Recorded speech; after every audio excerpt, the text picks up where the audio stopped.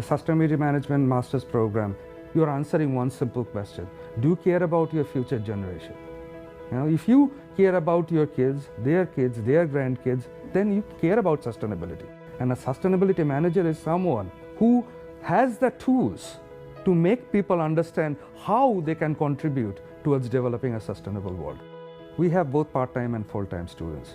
Our curriculum is 30 hours. Instead of thesis, we have a research project course and a seminar course which provides them with the kind of research background they will need to be successful in their job.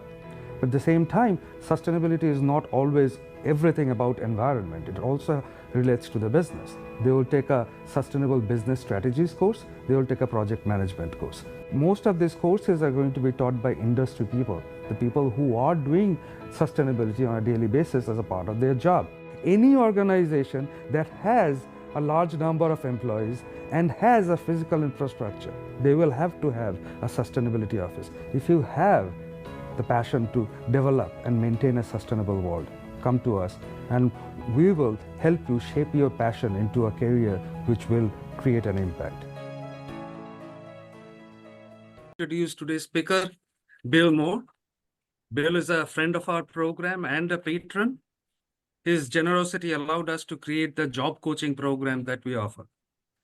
So he is president of Moore and Associates, an international consulting firm that provides a range of strategic services and research to global recycling organizations. Over the last 28 years, Moore and Associates has served over 450 clients on more than 750 projects on paper recycling engagements.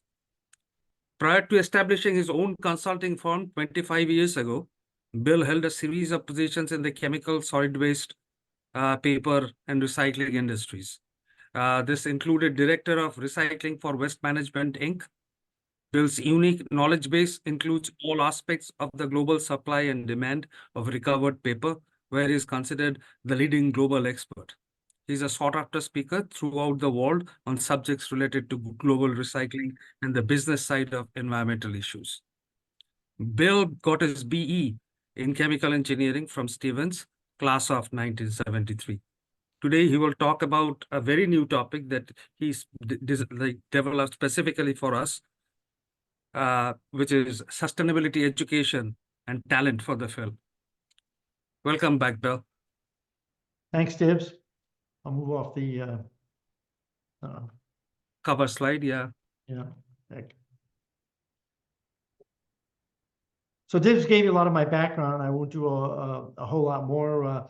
I was one of those people who came to Stevens before there was an environmental engineering degree, so I was self-taught, and I've worked in all aspects of the environmental business long before it was fashionable and long before it was called sustainability or was part of the sustainability field. But I've worked in hazardous waste, groundwater, Superfund, incineration.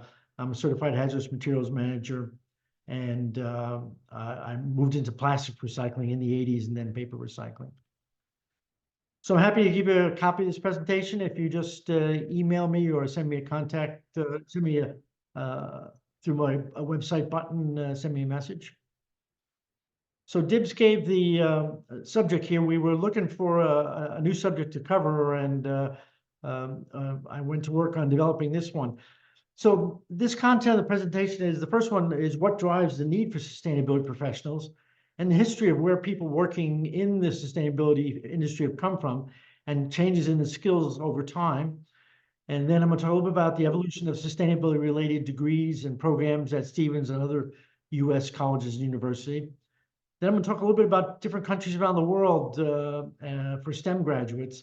And finally, talk about what kind of talent the businesses and industries are looking for, and then what are the hot areas in sustainability going forward. So the last bullet is a noted caveat. There's still not a lot of data or statistics on the sustainability education jobs themselves. So I will frequently default to STEM as a indicator of where sustainability jobs and education is going. So what drives the need for professionals in the sustainability field? So this is this has search and social media posting about what's the meaning of sustainability. And this is 2014 to December 22, and you can see in the early teens it was coming up on both particularly search and less so on social. And then we hit about the mid about 18 or 19 and started to move up fairly rapidly in terms of search and social postings. And then during the pandemic, we had some real peaks on social for sustainability. So people are interested in the subject of sustainability broadly. And this is an interesting chart because Democrats and Republicans, the Republicans are the red, Democrats in blue, tend not to agree on many things. And you can see all these top ones up here. But then if you come down to the bottom ones, support for environmental sustainability was the most agreed upon subject between the Democrats and Republicans. And this was a survey done late last year. So you could think of ourselves as uniters and not dividers. And we expect the global eco activities to grow, continue to grow in coming years. It actually dipped a little bit. These were actual trends in the last 5 years. It jumped up, and then we had a downswing, but we think it's going to continue in terms of projections. And we've got 3 different categories of people: the eco-actives, people who are highly concerned about the environment; the eco-considerers, the middle ground, they're concerned, but not highly concerned. And then there's the eco-dismissers, people who have very little interest in environmental and sustainability issues, and we frequently call them the browns as compared to the greens.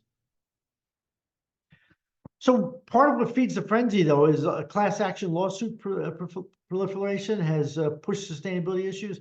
And while there's some talk of tort reform, legal reform, we're probably never going to see that in the U.S. because the majority of the members of Congress are lawyers. And of the 541 members of the U.S. Congress, 9 are engineers and 5 are scientists. And then I just put some stats here about different countries' ratios of lawyers to engineers. In China has one of the highest levels, and the U.S. one of the lowest, and Japan and Germany are fairly high up on the chart. And the last bullet I'd like to put up, because if they were not already in wide use, and we have something called GRAS in the United States, which is generally regarded as safe, and most things that were on the market prior to the 70s fell into GRAS. And I don't believe you could bring gasoline or alcohol beverages to the market today, given the concerns about the health effects. So supply and demand for sustainability talent. When sustainability first emerged as an essential business goal, companies relied on current employees to fill the demand and expected these employees to learn on the job. There wasn't a lot of formal education. However, candidates with field-specific education definitely have a leg up today in the industry. And LinkedIn, I picked this off of LinkedIn, that they, from 2016 to 21, job postings requiring green or sustainability skills increased by 8% a year, while the workers qualified only went up 6%. So the supply-demand situation from a skill base is good to be in the field. And to address these kinds of shortages, major companies like Microsoft and others have called for skills, a surge in green skill building, including post-secondary sustainability education. So the talent needed in education. So where and when did it all start? So you could probably go back to the caveman in terms of managing waste, but the first modern day environmental engineering was traced back to London in the 19th century, when they decided they needed a pressurized drinking water system and a sanitary sewer system. That was kind of revolutionary. People just threw their waste wherever before then. And actually, the first university to offer an environmentally related program was UC Berkeley in the 1920s. And at the time, the program was not known as environmental engineering, but rather sanitary engineering, which is another field that shares a lot of the principles and theories of environmental engineering. So the first real sustainability degrees were environmental engineering, and the first labeled EE degree was in 1961 in Rensselaer. And Stevens granted their first undergraduate degree in environmental engineering in the late 1980s. So a little bit late to the pie, but catching up quickly. So in the early days before the 60s, as I mentioned before, sanitary engineers, they were the first on the scene. And they mostly worked in wastewater, sewerage, garbage, and drinking water treatment. And they were mostly issues with disease and basic parameters like BOD, biological oxygen demand, suspended solids. And the sanitary engineers must maintain, they grew out of the public safety and health laws. And that's why they worked in that area in the 60s before there was any environmental engineering or sustainability to degrees to speak of. And sanitary engineering is still a branch of civil engineering and a subcategory of environmental engineering. And most sanitary engineers' work was designed for wastewater treatment systems and they worked for the government because back in the 50s and 60s, governments owned most of their own wastewater treatment systems and their own landfills. And while most municipal wastewater systems, treatment systems are still owned by the government and operated by local governments, although there certainly is some outsourcing on water and wastewater, the private sector now handles the majority of solid waste disposal. So in the 1970s throughout the 80s, where we started to get serious about environmental engineering and sustainability, degrees in EE and environmental study degree programs started to show up in most colleges and universities around the U.S. And in the early 1970s, the U.S. passed the National Environmental Policy Act, the Clean Air Act, Clean Water Act, Toxic Substance Control Act, and Resource Conservation Recovery Act. Those are all the basis of environmental regulation in the U.S. So it all came in one fell swoop in the 70s, and that really moved the field ahead. And as I mentioned before, in the 50s and 60s, we were mostly concerned about biological oxygen demand, solids, and some fairly simple environmental parameters. But there wasn't a lot of concern about low-level hazardous substances. That all changed in the 70s. Superfund was passed in 1980, and hazardous waste site remediation really began in earnest in the 80s. And at the same time, there were major advances in analytical measurement techniques used to detect hazardous substances.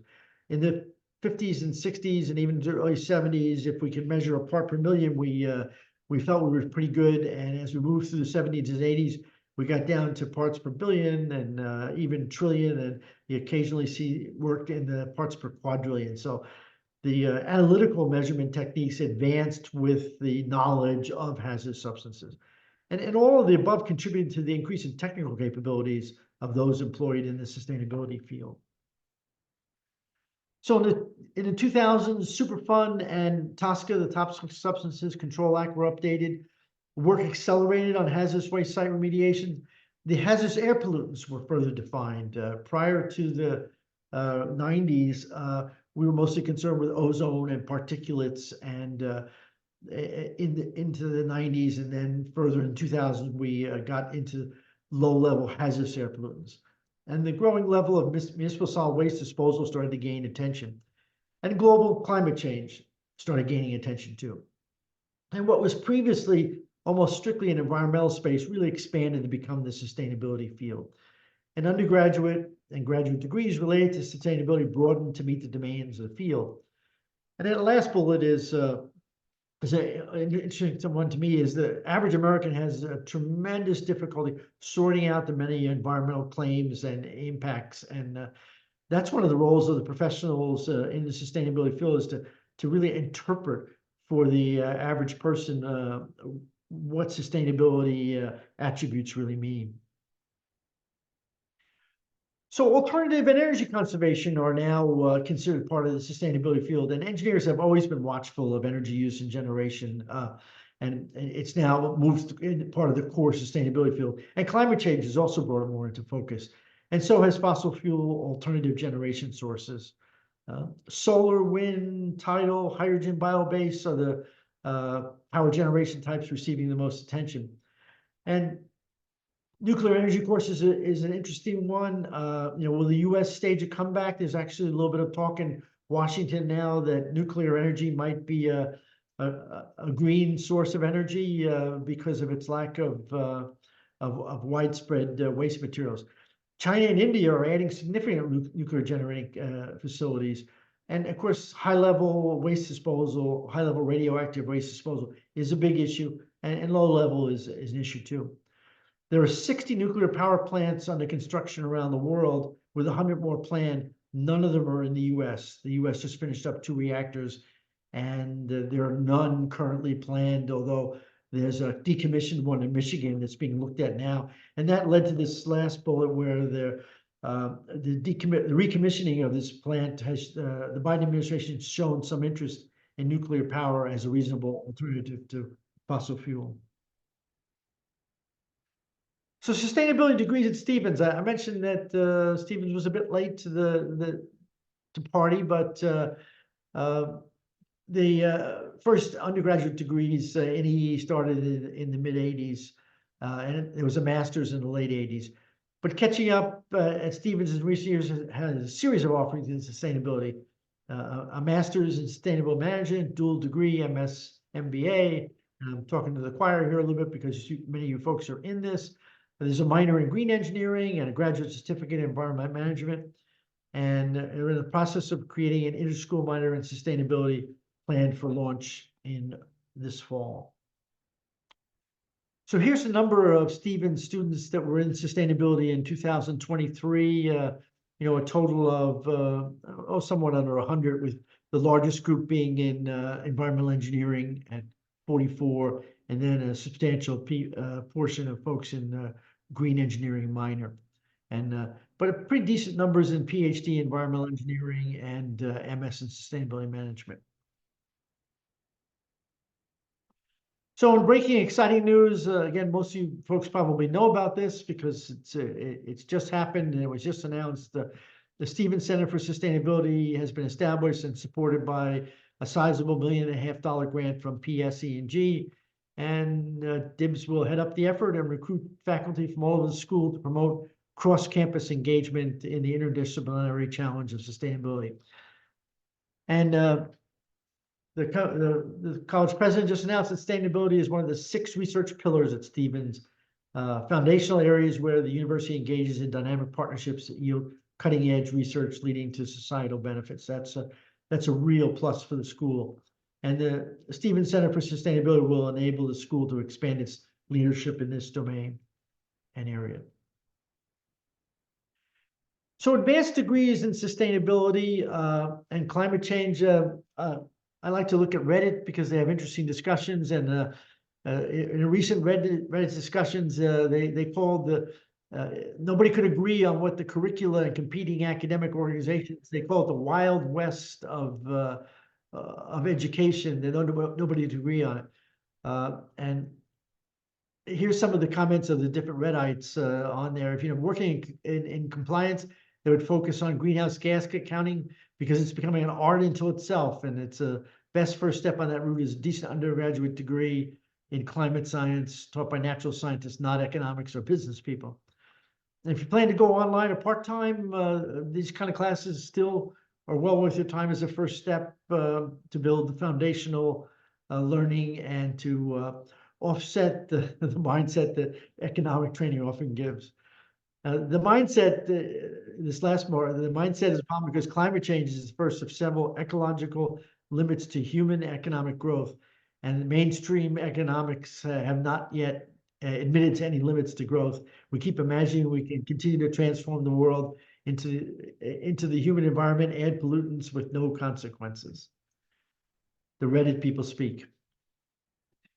So, and some other example in what I'd call some of the softer degrees in sustainability: bioethics, ecologists, bioresource science, environmental architecture and design, renewable energy, sustainable agriculture, wildlife biology, and ecology. If you get the words eco in there, eco is the highest rating word that people react to in terms of sustainability. So that's why you'll see that in many of the degrees and certificates and work in the field. And here are some of the certificates, certifications to advance a sustainability career. I won't go all of them in detail. You can read them up there, or you can ask me for a copy of the slide or the presentation. This is Sustainability Excellence Association, Sustainable Excellent Professional, Sustainability and Climate Risk Certification, a specialist in climate, and another Certified Climate Change Professor. So I got two related to climate. And then the last one is a Certified Hazardous Materials Manager that's been around for almost 40 years now. So let's walk around the world and look at STEM graduates in different countries of the world. And there are some things that are make sense. There are some surprises too. So where do students choose STEM degrees? And here's a percentage of all tertiary education, college and university education degrees in selected countries in percent for 2022. And the leader in the world at that time was Malaysia.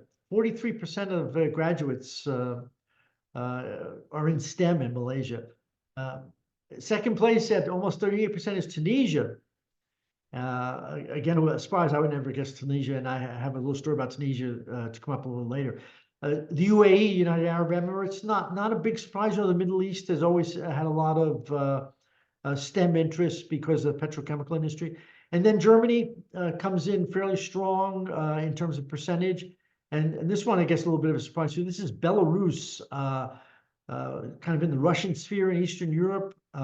India has a high percentage of STEM grads, and because it's such a large country, it really puts the numbers up there too. Korea, Great Britain, and then you see the US, and then below the US, Brazil.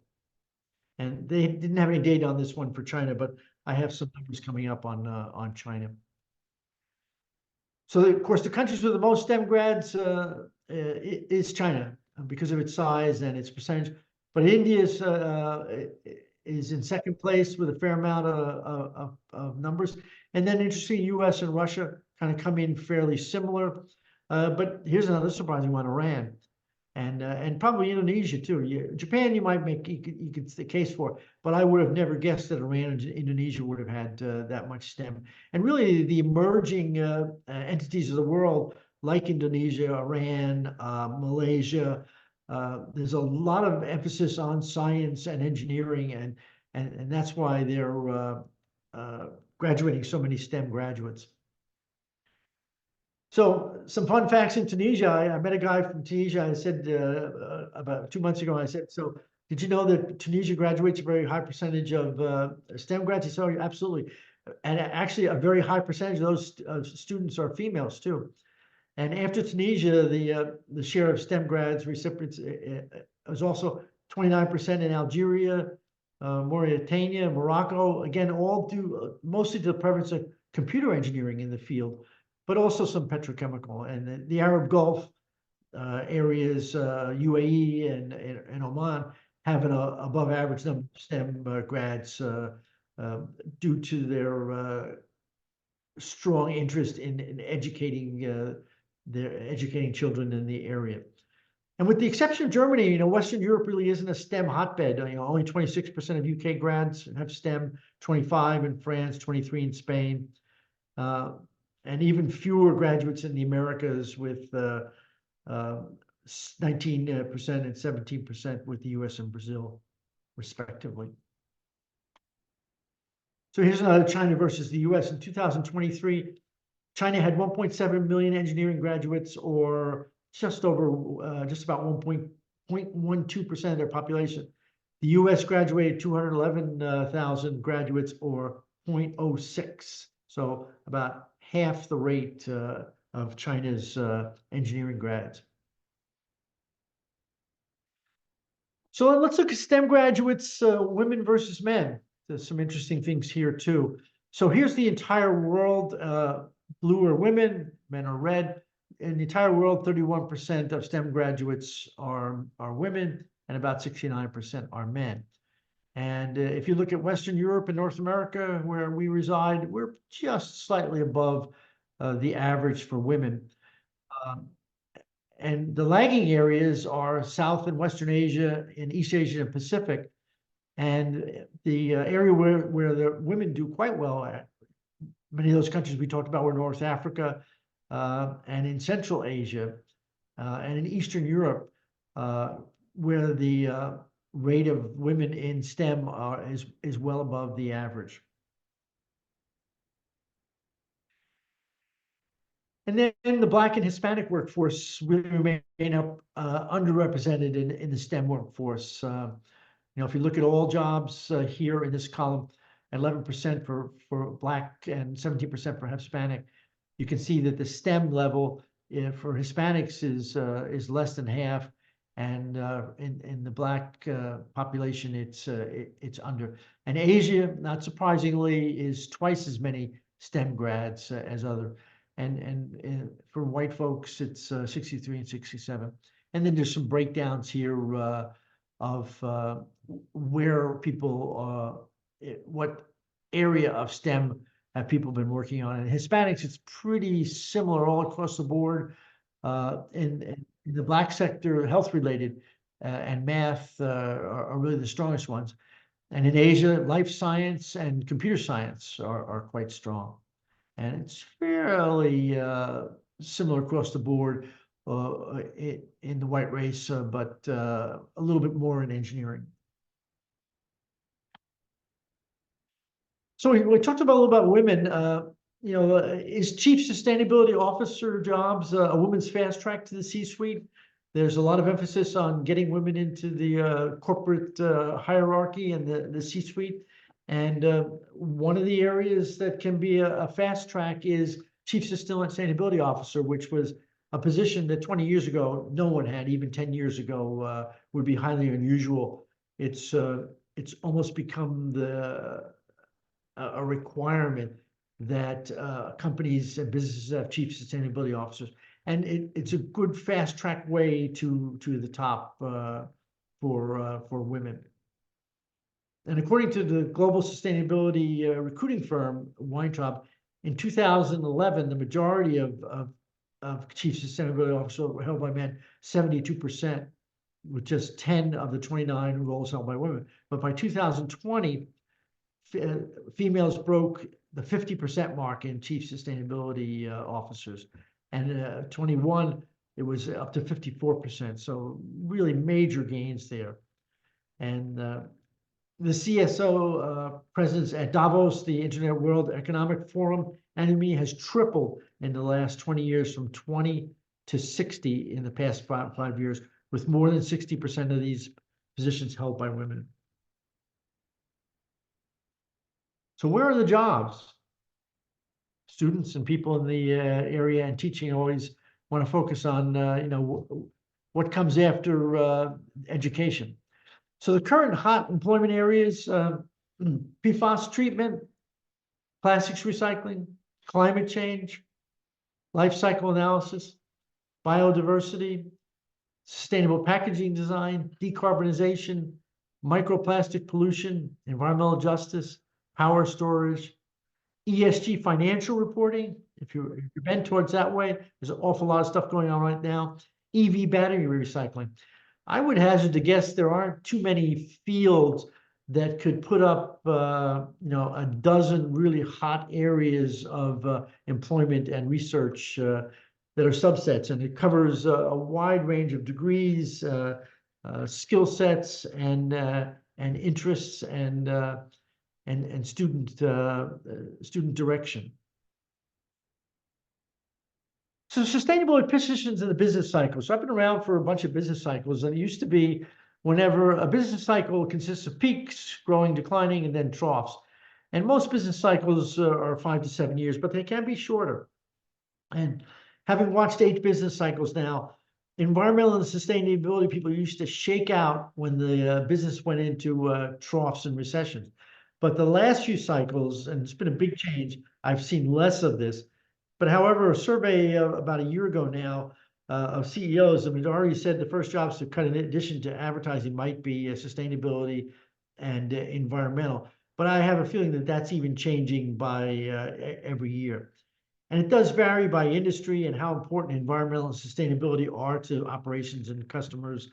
The plastics and manufacturing and chemical and petroleum industries, it's hugely important, but it's important across the board. Energy usage in the crypto world is coming under a lot of attention right now. And one thing that's changed over the past 40 years is that the individual corporate values and company policies on sustainability have become really more important than complying with laws and regulations. It's the laws and regulations are considered the bare minimum, and companies that want to have good track records on sustainability, which they recognize as an attribute their customers want, go beyond the laws and regulations.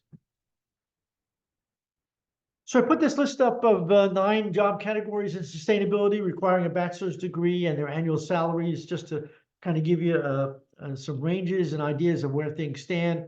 Won't go through all these, but you can see they range from a sustainability director at $113,000 a year, down through environmental engineers at $82,000, and down to some of the softer areas like environmental planner, or energy analysts, or environmental managers. And it's interesting to note that not a single sustainability related job position fell in the bottom 16 jobs that had the worst salaries for 5 years after graduation of $40,000 a year. So you're in the right field. So this is a closing thought that strikes me often. When you think of nature and sustainability, there is no waste in nature. There's always somebody who takes the materials that are considered waste products in one level of nature down to the next nature. And that's where we really want to get to in terms of human evolution and looking at sustainability, that there's always something we can do to reduce waste, to reuse it, or to recycle it. And with that, I'll stop sharing and. All right.